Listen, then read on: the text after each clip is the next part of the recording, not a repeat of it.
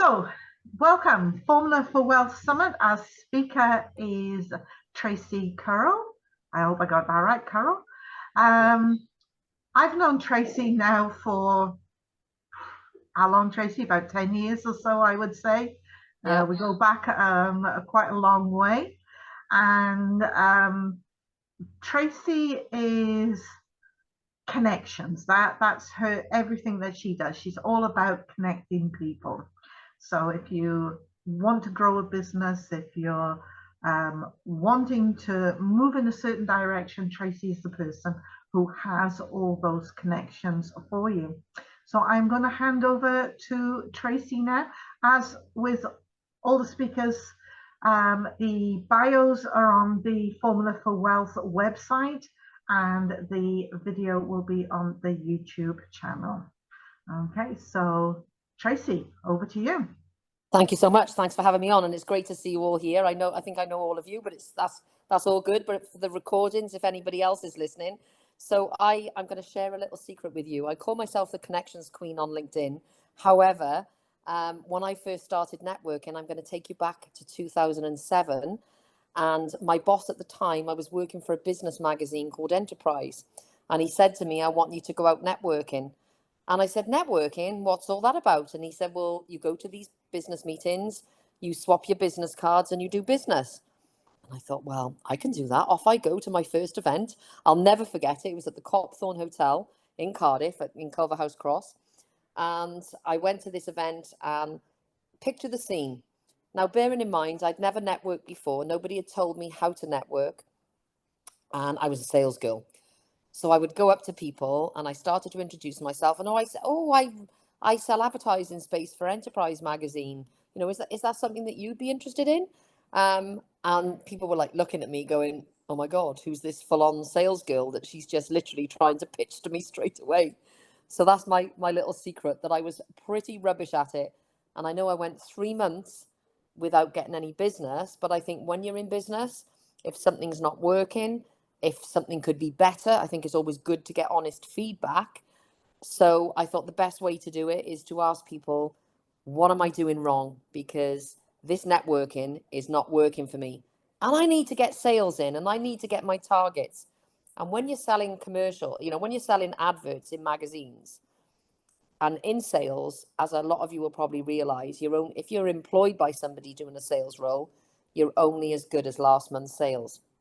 So because I wasn't getting any business, I said to a few people, am I doing something wrong? Because, I need to get sales in. And they said, well, perhaps networking isn't the right strategy for you. So I said, well, I do enjoy it, but I do need to get results. So they said, well, and I said, well, what am I doing wrong? And they said, well, can we be honest with you? It's not about giving it the hard sell. It's about getting to know, like, and trust. A lot of you have probably heard that saying quite a lot. And when people start to connect to you, you've got to start to show an interest in them, and eventually the business will follow. I said, yeah, but I do need to get my targets and I've got to get regular sales. And they said, well, perhaps networking isn't the right strategy. But I did actually enjoy it. And I thought, no, let's take on board what they've said. And they said, well, just get to know people. So I started to get to know people. But what I noticed when I was networking and starting to do it the right way was I was actually pretty good at it. But what I was good at was connecting the dots. I was good at working a room, and I'd start talking to somebody and asked about them. And I said, oh, and because I started working the room, talking to loads of different people, I thought, oh, this person will be really good for that person. Let me go and introduce you. So I became a natural networker. And I loved it so much, from selling no business for 3 months to then month 4 to month 12. I ended up selling, I don't know whether anyone wants to guess, from having 0 business to how much I sold. If anyone wants to put in the chat, I went on to sell and I'm only pausing to see if any of you were going to put in, yes, £95,000 worth of business just from networking. And guess what? That wasn't even with Intrabiz. I was just going to other people's events. And I realized, and I don't know whether some of you will remember years ago, that Remington Steel advert, remember? He's like an American guy, and he said, I love the product so much, I bought the company. Well, I actually fell in love with networking because I was actually a lover of people anyway. I grew up in the pub trade. My mum and dad were publicans. They ran their own pubs. So they used to get me working behind the bar. I used to collect glasses, and obviously when I was slightly younger. And then when I was old enough, well, not quite old enough, but don't tell the police, I worked behind the bar, I think from the age of 15. I started working behind the bar, and I used to be quite shy, not around my family, but other people. Well, being around the pub, it brought me out of myself. I became a lot more confident. And it was a really good grounding experience to be able to, network naturally, but obviously not in the strategic way that obviously I knew, obviously how to adapt in business. But I loved it and I really did enjoy it. So that was where I got my grounding from. And then having learned how to do it was just really, I suppose it was a bit of a light bulb moment, because I thought, now I need to teach other people how to do it. And I remember, Karen, you've met Sharon Lecter. She became my business mentor, and I got her on board in 2016. And I wish I'd got her sooner, because I launched my business in 2009, and I'd started writing a book, and I had about 12,000 words. And I remembered when Sharon started to mentor me, I said to her, "Oh my God, I've learned so much from networking, and I got it so wrong." And I obviously told her the story. She said, "You need to get your experience and your story out into the world of how people can network, in a good way, or in a more successful way." And I said, "Yeah, well, I have actually started writing a book, Sharon," but I said I haven't finished it. And obviously she encouraged me to finish my book, which I did. And luckily I had a quote from her on the front of the book. So the book is called Master Networking. So I love Got it. acronyms. I've got it. Amazing. And I've obviously got the networking acronym NETWORKING. So I'm just going to share a few stories and some tips, and I'll be working through the networking acronym today. I don't normally like PowerPoint. I've got an acronym PowerPoint, but I prefer to just speak from the heart. So if that's okay with you, I hope I won't lose you, but I'm going to start off with the letter N. And the letter N stands for new connections. Obviously, a lot of people go to networking events, and some people who are introverted either are dreading walking into a room full of people, or they're a little bit scared, or they feel uncomfortable walking into a room. So they'll always go and talk to somebody that they know, because it makes them feel comfortable. I'm not knocking that at all, because obviously half the population are introverted. However, when you start talking to new people and engaging in new conversations, that is when opportunities will happen. And I'll share a story with you a little later, what business I got from somebody, but just by starting to talk to somebody new.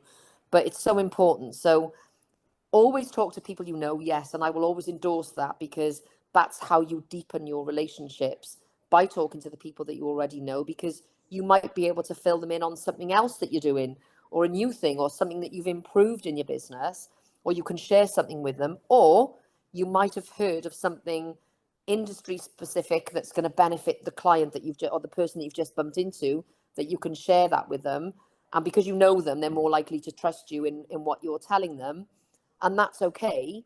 But having the new conversations with people is just so instrumental when you start talking to new people, because the opportunities are limitless, which I will talk about again in further on down the presentation. So yes, talk to people that you already know and deepen your relationships and keep in contact with them, and especially people that you bump into who you like, and you'll always engage in conversation. But having those new conversations opens the doors for new opportunities, and I can't stress that enough. So N is for new connections. The next one is E, which is enthusiasm. Imagine if I came on the call today and I started to talk to you about networking, and I went, "Hi, I'm Tracey from Introbiz, and I actually go networking, and I put on events, and I teach people." It'd be like, "Oh my God, who's this boring person who's just droning on?" So whatever you're talking about in your business, always be enthusiastic, because if you're not enthusiastic about your own business, who else is going to want to buy from you? Who else is going to want to talk to you? And when you hear a lot of people talking about like attracts like. Enthusiasm attracts enthusiastic people. Successful people attract other successful people. So by being enthusiastic, it draws more people to you. People don't want to be around negative, neggy-noras, as I call them.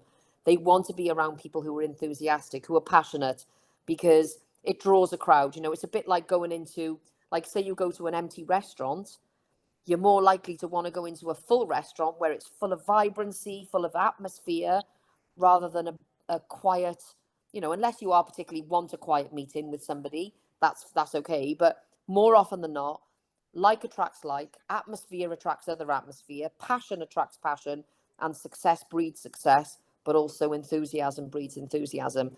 But as I say, if you're not enthusiastic, no one is going to want to buy off you. You have to build momentum. You have to build that passion to draw more people to you. Does that make sense? Yep. So enthusiasm is so instrumental when you're building your business now and your network. Now, this letter T is probably one of the most important things that you should do when you're building your network, is building trust.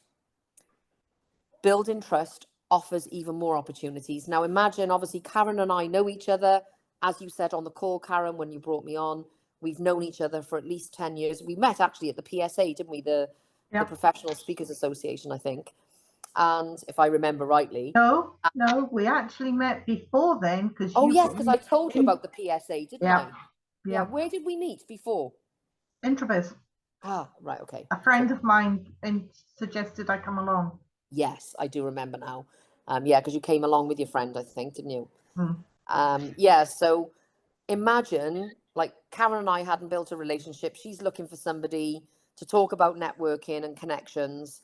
Well, because Karen and I have built up that rapport, we've built up that relationship, and Karen knows that if she invites me onto something, I know you're a bit dubious because I was literally 5 minutes before, but that's okay. I will always show up for people, unless it was obviously I was ill or something drastically happened. But when you start to build trust, then you build that deepened relationship with people. But also what it does do, you build trust with people, and then it becomes the ripple effect. So when you see, and I'll give you an example, when you go onto Facebook, and sometimes you'll see on Facebook, somebody will say, can anybody recommend a plumber? I need my plumbing sorted, or an electrician, or a gardener, whatever it is. Well, when you build trust and you build up that reputation, and that people will trust you, that you will deliver, you're not going to go and recommend somebody unless you trust them. You're not going to recommend them if they're not reliable and they don't show up. But what happens when you do build the trust and people are recommending you, they're referring you on to other people, the price becomes less sensitive whenever you're selling your products and services. So if you can imagine somebody, perhaps say Karen and I are talking, and she's talking to somebody that is looking to go networking, and Karen might say, oh, you need to speak to Tracey from Intrabiz, she'll help you. Now, when that person comes to me, because Karen has recommended me, they're more likely to want to go with somebody that comes highly recommended, rather than years ago when we used to go to Yellow Pages. I know it's Google and Google reviews now, but I know personally myself, if Karen recommended me to somebody, I would rather go to them, as long as I like them and they aligned with me and they can do my, whatever problem that I've got, they can help me solve it. I would rather pay a little bit more if I had to than pay cheaper with no recommendation. Because what does it do? It gives you that security. It gives you that confidence that somebody's come highly recommended, you're more likely to pay the price. So when you start to build more relationships like that, and you build trust in the community with even more people, guess what happens? It's that ripple effect. All of a sudden, you might have 5 people coming to you, recommend that you've become highly recommended to somebody else. So it's easier then to sell to 5 people than if they'd have come to you, via just a cold call, or they've just approached you. They might think, oh, well, I'll think about it. Whereas when you've become recommended, they're more likely to do the deal with you, if that makes sense. And you can close the deal that much quicker. And again, you can close that deal knowing more confidently that your price, they're happy to pay it because you've come highly recommended. So trust is absolutely instrumental.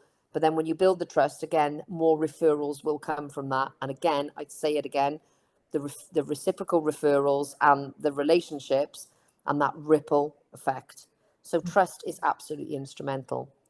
I'm now going to take you to W, which is warmth. And I don't mean to be hot, What I mean by warmth is this. I remember once, and I'll share a story with you. I went to a networking event. It was a charity event at the Vale Resort. And I remember walking in, and there was a couple of people on their own. And one of these ladies who was on her own, I knew who she was. She owned a law firm in Cardiff. I'm not going to say her real name, just say her name was Suzanne. And I knew who she was, and I thought, oh my God, I've never really met her. But I had huge respect for her because she employed about 400 people, massive law firm. And in fact, now she's exited the business, sold it, and has retired, I think. But I remember going over to her because I could see she was stood on her own. She was feeling uncomfortable. And how I knew she was feeling uncomfortable, you can usually tell from people's body language, because what they were doing, she was actually stood there and she was looking around the room. She was fidgeting. She was a bit anxious. And, you know, another sign of them feeling uncomfortable is they perspire, and then they're, you know, wiping the brow of the head, or they're feeling agitated and they're fidgety. So I went up to her and I said, it's Suzanne, isn't it? And I smiled at her and she said, yes. And I said, oh, hi, I'm Tracey from Intrabiz. How are you? And she said, oh, I'm fine, thanks. You know, she didn't want to obviously let on because she'd only just met me for the first time, which most people would say that. So I said, oh, I could see that you're on your own. I said, would you like me? I've got a few guests with me this evening. Would you like me to introduce you? Oh, and you could tell straight away from her body language, her shoulders dropped. She felt more relaxed. She was like, oh, that would be amazing. You know, you can tell from somebody's, you know, their voice, even from their tone of how they're speaking and their body language. So I said, yeah, sure, I'll introduce you. So I took her over. There was about 6 or 7 of us. There was like a group of 3 and a group of 4. So I took her over to one of the groups and I said, oh, this is Suzanne. Can I introduce you? And obviously did the introductions, left her, went over to the other group. 10 minutes went by. She came up to me and she said, oh my God, Tracey, she said, thank you so much for that. I really appreciate you introducing me to those people. I've got to go now because I've got a table of 10 this evening and some of my guests are arriving and I have to welcome them. I said, oh my God, yeah, absolutely. No problem at all. And she said, I'm not involved with Intrabiz. We're not involved with Intrabiz, are we? And I said, no. Can I take your business card? So I said, yeah, sure. So I gave her my card and obviously the other rule is, I said, could I have your business card? Yes, absolutely. She said, I tell you what, give me a call next week. Let's arrange to meet up. I'd love to chat to you. Yeah, absolutely. Now, guess what? I didn't get hold of her for 4 days, but I'm like a Rottweiler. She asked me to ring her. She told me that she was expecting my call, so I would not give up until I got through to her. So 4 days later, I eventually persisted, got hold of her. So always do that. Never give up on the first attempt. Sometimes it can take 10 attempts. But you do know when it's dead in the water, when you literally keep going and you can't get hold of them. So went in to see her the following week. So I arranged over the phone with her. I go in to see with her. I came out of that meeting after 2 hours and I walked away with £5,000 worth of business. Why? Because I made her feel comfortable. I made her feel comfortable when she was feeling uncomfortable. I made her feel special. I made her feel that she belonged to someone. We all want to belong to someone or something. And when you can make somebody feel that you care about them, you give them your time, you give them your attention, and you make them feel welcome, they will never forget it. Now, did I think that when I went up to speak to her that I was going to walk away with £5,000? Not really. But I saw it as an opportunity to go and speak to her when I could see that she was feeling uncomfortable, because I naturally like to make people feel comfortable at my events. And those of you that know me, that have been to my events, you know that's what I'm like. And I never like to feel that anyone is on their own. I always like to feel that somebody belongs to something or to someone. And if I can be a part of that, happy days. Now, for me to then walk away with £5,000 was fantastic. And I was like, oh my God. So I implore you, I encourage you, what can you do when you go back out into the networking scenario? You can speak to people, you can engage with somebody, and you could be in the queue of a bank, you could be in the petrol station like I've done. And I network everywhere. But another little tip I always say is always carry your business cards. A lot of people use the scanners now, a QR code, which they have on LinkedIn, which is fine. And as long as you've got signal and your phone hasn't died, that's cool. But I always take business cards. I know it's the old fashioned way, and some people don't have business cards anymore, but I always do, because what I always like to do is if they give me their business card, you never know who you're going to bump into, and you never know who's going to ask for your card. And then obviously you've got it there, so they're clean and pristine, and you can give a card to them straight away, and you're at the top of their mind then, because you've got the business card. As long as they pick it out of their purse, handbag, coat pocket, whatever, it's always good to carry a business card. And then if I got their card, sometimes I'll make a note where I met them or what conversation would you had. So another little tip, what I always say is if somebody gives their business card, they might say, don't call me for 2 weeks because I'm going to Hong Kong for my holiday. I'll put on the card, going to Hong Kong, ring back 2 weeks. Okay.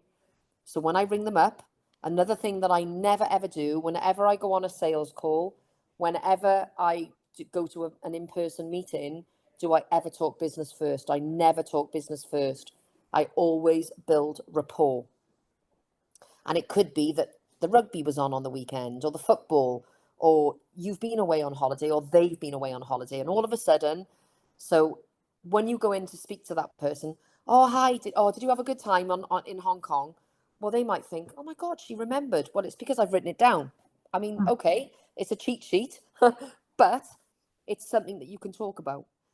They might say, I'm going in for an operation to have a knee replacement. And then obviously when you go back to them, oh, how did your knee operation go? Was it okay? How are you feeling now? Again, what are you doing?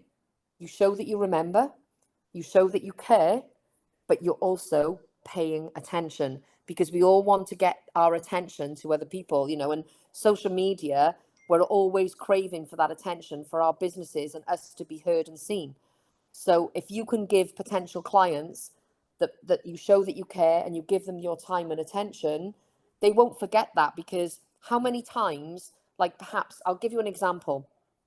You go into a restaurant, like Giovanni in Cardiff, I do quite a lot of events at his venue. Now, he's a really good networker, because when people go into his restaurant, you love nothing more, do you, when all of a sudden the restaurant owner comes up to you and puts his hands on your shoulder or makes a fuss of you and say, oh, hi, Karen, hi, Tracey, how you doing? Are you all good? That makes you feel good. It makes you feel special. And he's really, really good at that. And that's why he's so successful as a restaurateur. His restaurants literally flourish because of the way he makes people feel. And we buy on emotion. We want to deal with people on emotion. And if you have good emotional intelligence, that's another amazing skill that you can have. So be warm around other people, because, as I said, the opportunities are everywhere when you can make people feel special, you can give them your time and attention, and you can make them feel that they belong to something or to someone. So I encourage you to go out there next week in the business community, and who can you make someone feel special? Okay. And what will come from that? And I'd love for you all to message me if you've created an opportunity for making people feel that way. That would be absolutely incredible. And I would love to hear that. So that is warmth. The next one is O for opportunities. Opportunities are everywhere. They're all floating around the universe. Not everybody sees them. Not everybody identifies them. But more importantly, not everybody takes action. But when you see the opportunities and you can identify them and you take action, oh my God, they're absolutely incredible. And some amazing things can happen in your business. You can grow your network, you can grow your client base, and therefore you grow your revenue and hopefully more profit in your business. And I'll share with you an opportunity. I know probably most of you know I ended up on Necker Island with Sir Richard Branson. And how it happened was I was speaking on stage with Donna and Pat Slattery at their conference. And I shared that one day I wanted to go to Necker. I didn't know when, I didn't know how, but one day I was going to go. And when I came off the stage, a gentleman came up to me, Brian Shittick from Belfast. And he said, I know somebody that's been. And he said, would you like me to introduce you? And I said, yeah, that would be amazing. And he introduced me to Hannah Kathleen Hawkshaw. And Hannah and I got on really well. It was actually via Skype. It wasn't Zoom at the time. It was Skype. And we had a great conversation. And she said, oh, I'd love to work with you, Tracey. I'd love your energy. Let's do some work together. And she was a digital nomad. She was a little marketing expert. She was a lovely girl. She was only 21, 22. But she was super, really nice girl. So I said, well, I tell you what, why don't you come over to Cardiff and come and speak at the event? And I think she was I, actually there. You saw her. That was the day you I took was Pat at on as that your one. mentor. Yeah, Yeah. And yeah. that was at the Vale Resort. And Hannah came over. She loved working with me, but I said, oh, don't stay in a hotel. You can come and stay with me. And we got to know each other. And she said, well, I'm going back to Necker this year. Do you want me to introduce you to the guys? And when I started talking to her, I only thought it was really just to pick her brains. Did I ever think I was going to get on Necker Island? I thought it was way out of my reach. But at the time, she was going back that year and she said, oh, I'd love you to come. And at the time, I didn't have the money to go, but I'm a massive believer of if there's something that you want in your life, always think to yourself, not, I can't afford that. My questions to myself is get curious and think, what have I got to do? What have I got to sell? What have I got to hustle? Who have I got to take to get to where I want to go? So what I did, she introduced me to the guys at Premier Live, and I agreed a commission that I would get money off my ticket if I sold tickets for them to go. And I ended up taking 5 people. And obviously, Paul, my ex-husband, and I, we went for half price, I think it was. So we saved ourselves quite a lot of money because it was a big investment. And off the back of going there, another opportunity by talking to more people there, we got invited to Richard's birthday bash. And we ended up going on his cruise ship for his birthday. And I said to all my clients at the time, I can't guarantee it, but I'm sure you will probably meet him. And if you'd like a photo with him, you can have a photo. And I ended up taking 7 clients, which was another product that I created in the business, which was, a nice little profit as well. And we ended up going. We didn't end up going in 2020 because obviously COVID happened, but I ended up going 2 years later. And now I'm doing some other stuff. And I've got members who I met on Necker who are about to join me now, actually, into the community, who are people I've met on Necker.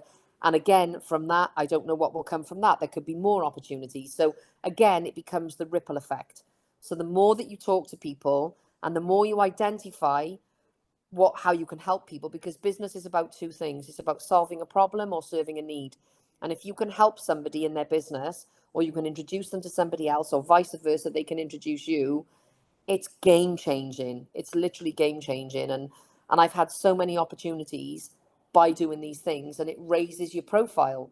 I mean, when I was on Necker Island, I actually had a bit of imposter syndrome because I thought, oh my God, little old me from Cardiff on Necker with all these multimillionaires and billionaires, and I'm just normal person from.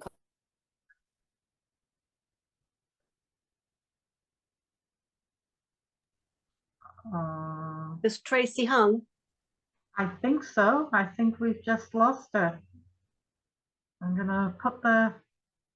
I'm just gonna put this on pause. Right. There we are. So I had the angel and the devil on each shoulder. And I remember Sharon told me that, and she always said, you'll always have the angel on the shoulder talking about the good things that you can do. And then there's the devil saying, you're not good enough. You can't do that. You can't do that. But always talk to your angel, ignore the devil. And I remember thinking, actually, should I really be here? Oh my God, little old me from Cardiff. But then I thought to myself, well, actually, I'm an okay human. I've worked hard. I've networked my way. I've also created an opportunity for my clients, because one of the things I said on stage was, I don't know when and I don't know how I'm going to get there, but one day I'm going to go, I'm going to meet Sir Richard Branson, and I'm going to take clients for the experience. And that's exactly what happened. It was with a good intent of taking other people and creating that opportunity for other people. And I've since introduced people who are potentially going this year, and I may be going back this year. I'm hoping I can. I wish I'd gone last year because Kevin Costner was there last year and he's single. and I put him out there as my law of attraction. But as I say, you never know what will come from creating those opportunities, and the opportunities become endless and limitless. And I love those 2 words, endless and limitless. But you've got to do 3 things. You've got to make it happen, and you've also got to take action. But if you don't, nothing will happen. So that's O for opportunities. R is for relationships. And again, I can't stress that enough. When you build relationships and you start to build trust with people and you show up for people and you show you're reliable, again, things will happen.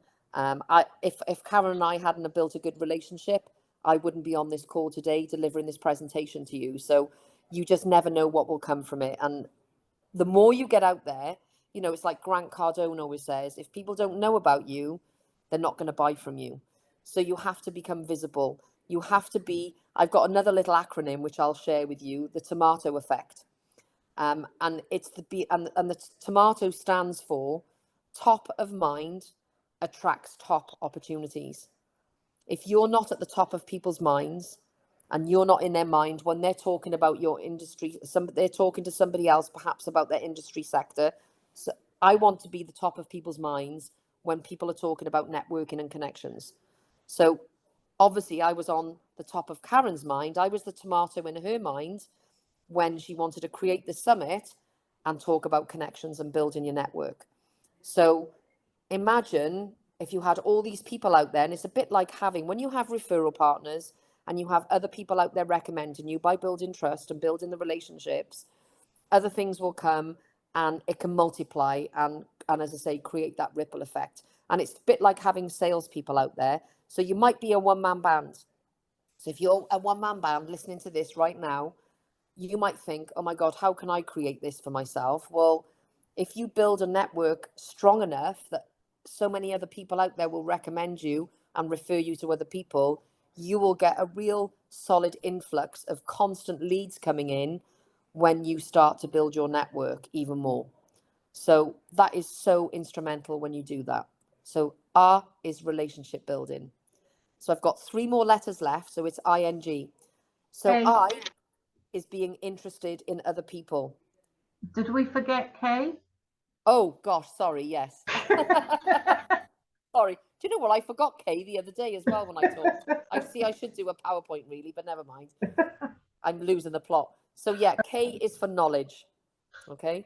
So, and what I mean by your knowledge is don't go networking until you know exactly what it is that you do, what problem that you solve, the clients that you serve, but also having the clarity that you're getting your message correct. Because you've got to get your pitch right. And I sell networking courses, and in one of my courses, I talk about pitching.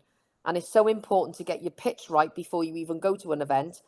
And when I do my course, I do a 1-minute pitch, a 2-minute pitch, but also a 5-minute pitch. And I know for a lot of people, the 5-minute pitch is quite hard, or that it's challenging, because a lot of people who are either introverted or a little bit shy would dread doing a 5-minute pitch. But I said, sometimes when you're in business, you have to get uncomfortable to be more successful. And you have to do these things. And if you go to a networking event where they can say, stand up and talk about yourself for 5 minutes, you need to be prepared. You need to get your message right, because if you don't get your message right and you say it in such a way, in the right way, you're not going to attract the right people, and people can become confused. So getting your pitch right is so important. Having your tone right, getting your tone right when you're speaking, getting that message clear. So just think to yourself when you're writing your pitch, and write it down. Write it down on paper, your 1 minute, your 2 minute, and your 5 minute. And that's what I do as part of the exercise. So I tell them to go away and you write a 1 minute, a 2 minute, and a 5 minute. And you just delve that little bit deeper on the 5 minute. But these are the questions that you need to ask yourself. Who am I targeting? What are my products and services? Where do I serve people? Is it local, national, global? Do I do it online? Is it offline? Is it in person? How do I actually sell my products and services? Where do I sell my products and services? To whom do I sell my products and services? What products and services do I share with people? So you've got to ask all these types of questions. How do people get hold of me? Because again, if you don't get that right, because some people will do the most amazing pitch, and then they'll go, well, how does somebody get hold of you? So you've got to always have that call to action. So you could obviously tell people at the end of your pitch how they can get hold of you, and obviously then people can come up to you at an in-person event. But again, online, what is a really good strategy is QR codes. A lot of people are using QR codes at the moment, but it's always good to have that. So have the knowledge about who you are, what problems do you solve, who do you serve, where do you serve, what are your unique selling points? What is something that perhaps you do that your competitors don't do? Or is there something that you do that's disrupting the market that no one else is doing, which is unique to you, that you could share with people that would make them think, oh my God, you know, that sounds amazing. I need to speak to her. It could be that you sell something that helps to cure cancer, for instance. And you'd be like, oh my God, you know, I know people, or you know, it could be anything like that. So you've got to be unique in some way, shape or form. And it's getting that across as well. So always get the knowledge right of before you even go to an event of what it is that you do and where do you solve, you know, what do you solve, what problems do you solve, and where do you, you know, where do you actually serve your clients? Obviously, we've said about being interested in others. Being interested in others is asking lots of open-ended questions, okay? And I remember my daughter, Carly, she works with me now in the business. She's amazing at her role in the business. But she used to say to me when she was a little girl, she used to hear me talking to everyone if I was doing stuff online or on the phone. She said, Mum, you're ever so nosy. But you've got to ask lots of open-ended questions to find out what is it that they do.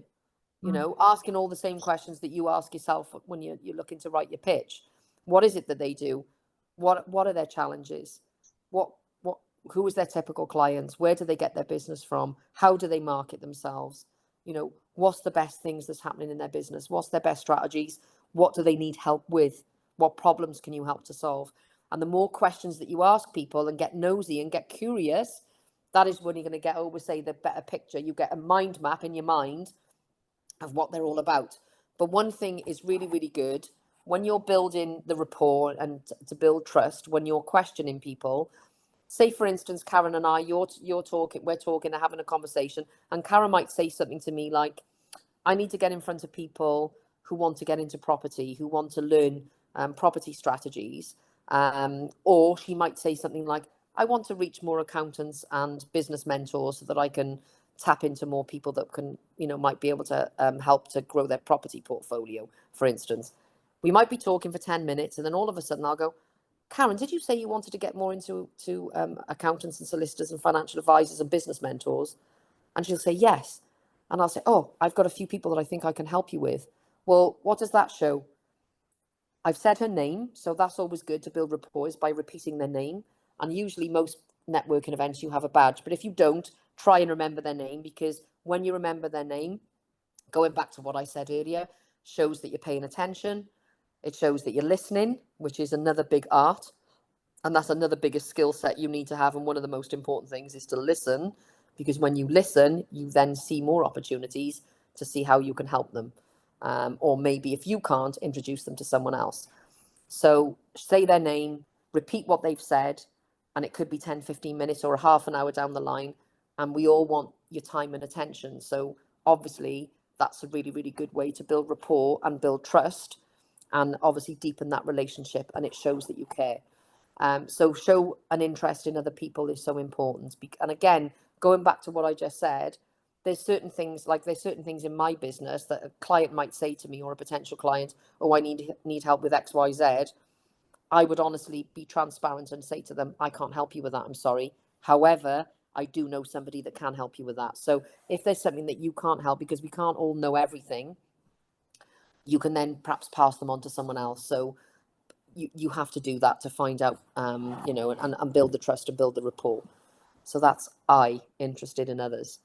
Because remember, business is never about you. It's about what you can do for other people. You know, like Intrabiz is never about me. It's about what we can do for other people. The last two letters is N. So N is to nurture. And I can't stress this enough. When you start to build your relationships, and I mentioned about deepening relationships, by nurturing, what I mean by that is showing up regularly for the clients or people that you want to build a deeper relationship with. There'll be lots of people that you meet at networking events. You don't necessarily want to nurture every relationship, and it'll be physically impossible, to be honest with you, because time is of the essence. But there's certain people that you'll meet at a networking event. I could go to an event with 50 people. As long as I walk away with one good connection, and it might be somebody that I could really nurture and deepen that relationship with, that one person could help change my business. And you never know. So never judge a book by its cover. It's another little tip I always say, because you can be talking to somebody and you might foo-foo them and think they're not the ideal person for you.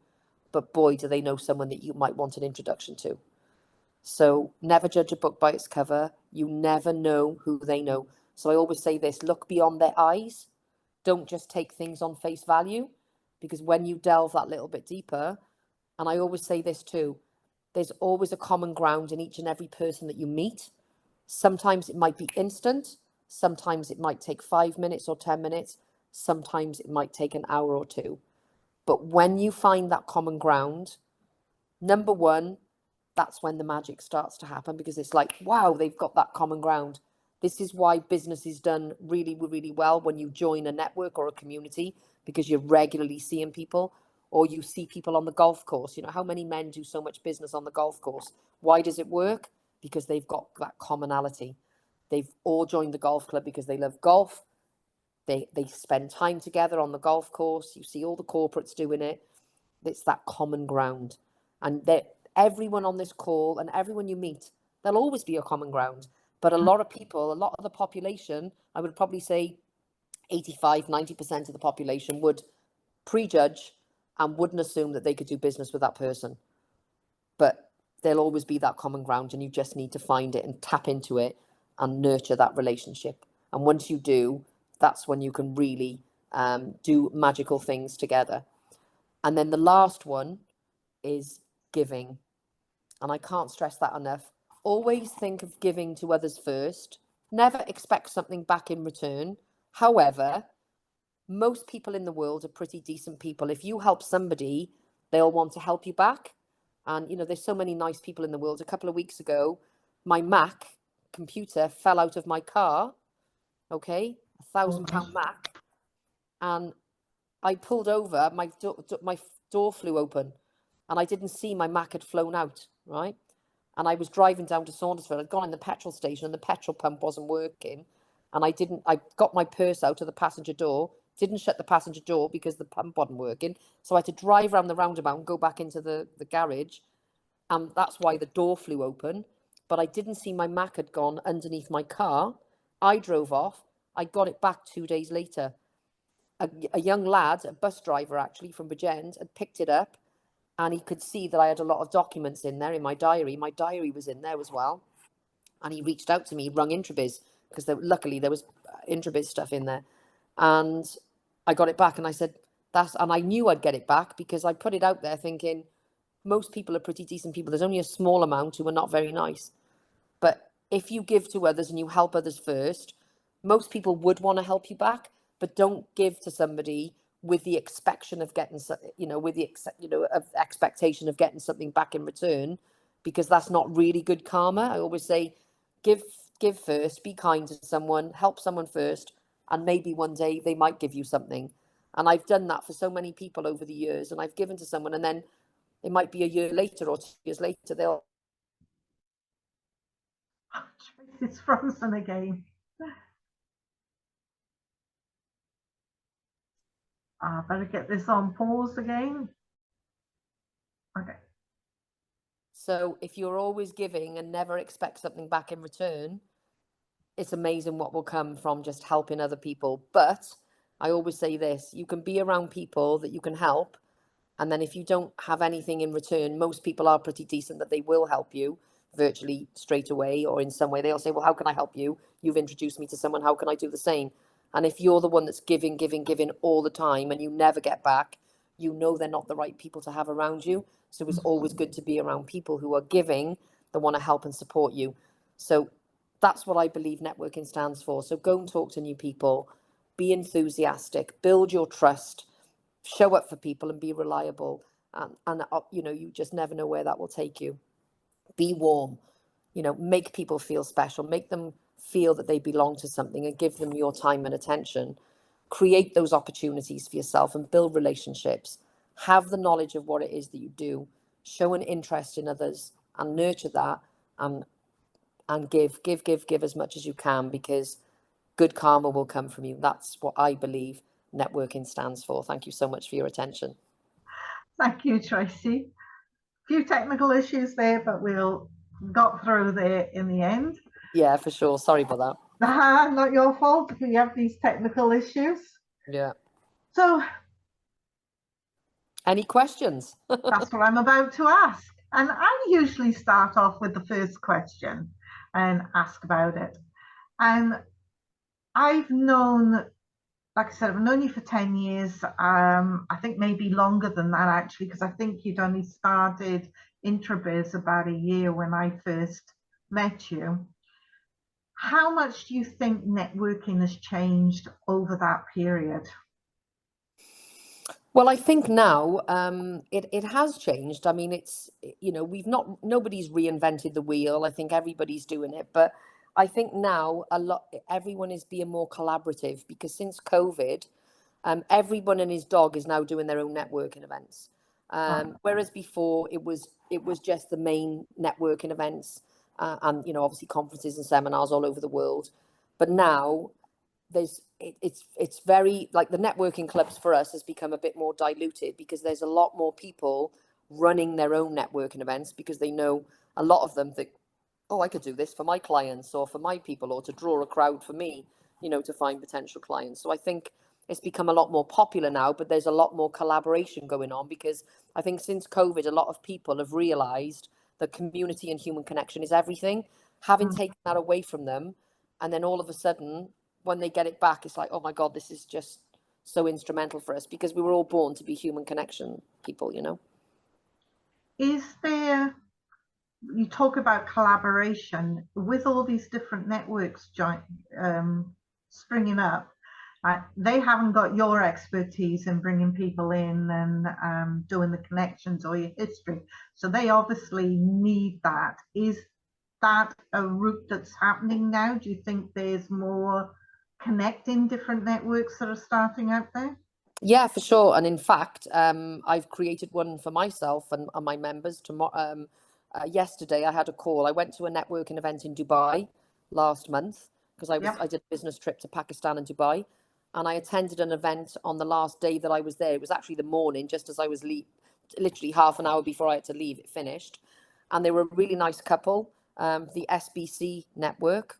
And I'm all about collaboration, but only with nice networks of people who are good founders who've got the same mindset. Because I think you've got to collaborate with people that have got the same values and ethos as you. And I'm all about collaborating because at the end of the day, we've all got different skill sets. There'll always be different people that will be attracted to different people.